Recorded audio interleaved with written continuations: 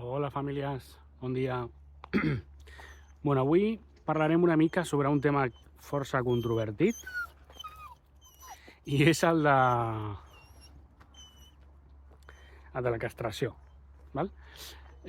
Molt sovint, quan una família o una persona decideix ampliar la família amb un gos, si no és de protectora, doncs sorgeixen molts dubtes, sobretot si és cadell, de castració sí o no i quan. Bueno, això, com moltes altres coses en els gossos i en la convivència amb els gossos, requereix, diguem-ne, d'una meditació i d'una reflexió